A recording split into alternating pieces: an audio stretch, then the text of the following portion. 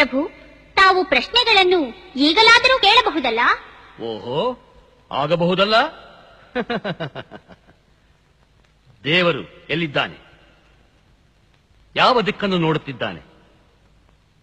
ಈಗ ಅವನು ಏನು ಮಾಡುತ್ತಿದ್ದಾನೆ? ಮಹಾಪ್ರಭು, ಒಂದು ಪಾರಿವಾಳವನ್ನು, ಒಂದು ಕತ್ತಿಯನ್ನು ತರಿಸಿಕೊಡಿ. ಪಾರಿವಾಳ, ಕತ್ತಿ ಏಕೆ ಬಾಲಕ? ಪ್ರಭು, ಪಾರಿವಾಳವನ್ನು ಬಲಿ ಕೊಟ್ಟು ನಂತರ ನಾನು ನಿಮ್ಮ ಪ್ರಶ್ನೆಗಳಿಗೆ ಉತ್ತರಿಸುತ್ತೇನೆ. ಏನು? ಪಾರಿವಾಳವನ್ನು ಈ ಸಭೆಯಲ್ಲಿ ನನ್ನೆದುರಲ್ಲಿ ಕೊಲ್ಲುವುದೇ?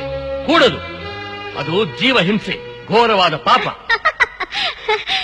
ಬಲಿ ಕೊಡಬೇಕೆಂಬ ಮಾತನ್ನು ಕೇಳಿಯೇ ತಲ್ಲಣಿಸಿ ಬಿಟ್ಟಿರಲ್ಲ ಪ್ರಭು. ಅದಕ್ಕೆ ಕಾರಣವೇನು ಗೊತ್ತೇ? ನಿಮ್ಮ ಹೃದಯದಲ್ಲಿರುವ ಕರುಣೆ. ಆ ಕರುಣೆಗೆ ಹೆಸರೇ ದೇವರು. ಕರುಣೆ ಇಲ್ಲದೆ ಯಾವ ಜೀವವನ್ನೂ ಸೃಷ್ಟಿಸಿಲ್ಲ. ಆ ರೂಪದಲ್ಲಿ ದೇವರು ಪ್ರತಿಯೊಬ್ಬರ ಹೃದಯದಲ್ಲೂ ನೆಲೆಸಿದ್ದಾನೆ. ಇನ್ನು ನಿಮ್ಮ ಎರಡನೆಯ ಪ್ರಶ್ನೆ, ದೇವರು ಯಾವ ದಿಕ್ಕನ್ನು ನೋಡುತ್ತಿದ್ದಾನೆ ಎಂಬುದು ತಾನೆ? ಮಹಾಪ್ರಭುಗಳೇ, ಈ ಜ್ಯೋತಿಯ ಬೆಳಕು ಯಾವ ದಿಕ್ಕನ್ನು ನೋಡಿ ಪ್ರಕಾಶಿಸುತ್ತಿದೆ?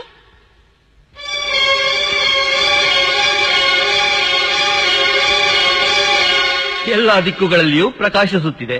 ಹಾ, ಭಗವಂತ ಇದೇ ರೀತಿ ಎಲ್ಲಾ ದಿಕ್ಕುಗಳನ್ನು ನೋಡುತ್ತಿದ್ದಾನೆ. ಆಹಾ, ಮುತ್ತಿನಂಥ ಮಾತು. ಮೂರನೆಯ ಪ್ರಶ್ನೆ, ದೇವರು ಈಗ ಏನು ಮಾಡುತ್ತಿದ್ದಾನೆ ಎಂಬುದಲ್ಲವೇ? ಮಹಾರಾಜರೇ, ಇದು ಗಂಭೀರವಾದ ಪ್ರಶ್ನೆ. ಇದಕ್ಕೆ ನಾನು ಉತ್ತರಿಸಬೇಕಾದರೆ ತಾವು ದಯಮಾಡಿ ನನಗೆ ಸಹಕರಿಸಬೇಕು. ಅಗತ್ಯವಾಗಿ ಅಪ್ಪಣೆ ಆಗಲಿ ಬಾಲಕ.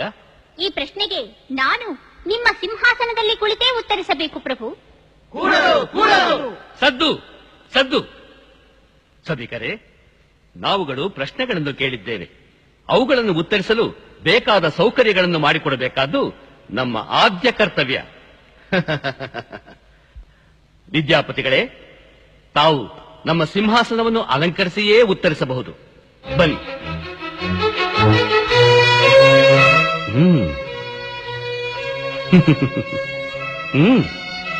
ಆಸನವನ್ನು ಅಲಂಕರಿಸಿ. ಧನ್ಯವಾದಗಳು. ಮಂತ್ರಿಗಳೇ, ನಮ್ಮ ಉಗ್ರಾಣದಲ್ಲಿರುವ ದವಸ ಧಾನ್ಯಗಳನ್ನು ಬಡ ಜನರಿಗೆ ಹಂಚಿಬಿಡಿ. ಭಂಡಾರದಲ್ಲಿರುವ ಎಲ್ಲಾ ಧನಕನಕ ವಸ್ತುಗಳನ್ನು ಸಮಸ್ತ ಪ್ರಜೆಗಳಿಗೆ ಸಮನಾಗಿ ಹಂಚಿ. ಅರಮನೆಯ ಬಾಗಿಲನ್ನು ತೆರೆಯಿಸಿ ಮನೆಯಿಲ್ಲದವರಿಗೆ ಆಶ್ರಯ ಕಲ್ಪಿಸಿಕೊಡಿ. ಇದು ಈ ರಾಜ್ಯದ ರಾಜನಾದ ನನ್ನ ಆಜ್ಞೆ. ಕೂಡದು ಕೂಡದು. ನಿಲ್ಲಿಸಿ. ಮಂತ್ರಿಗಳೇ, ರಾಜಾಜ್ಞೆ ಮೀರುವುದು ರಾಜದ್ರೋಹ. ಆತನನ್ನು ಈಗಲೇ ಬಂಧಿಸಿ ಕಾರಾಗೃಹದಲ್ಲಿಡಿ. ನೀನು ಆತನಿಗೆ ತಕ್ಕ ಮಂತ್ರಿಯೇ ಸರಿ. ಸೇನಾಪತಿಗಳೇ, ಈ ಮಂತ್ರಿಗಳೆಲ್ಲರನ್ನೂ ಬಂಧಿಸಿ 1 ತಿಂಗಳ ಕಾಲ ಇವರಾರಿಗೂ ಅನ್ನ ಆಹಾರಾದಿಗಳನ್ನು ಕೊಡದೆ ಉಪವಾಸ ಹಾಕಿ. ಇದು ನನ್ನ ಕಟ್ಟಾಜ್ಞೆ. ಇದಕ್ಕೆ ನಿಮ್ಮಲ್ಲಿ ಯಾರದಾದರೂ ಅಭ್ಯಂತರವಿದೆಯೇ? ಇದೆಯೇ?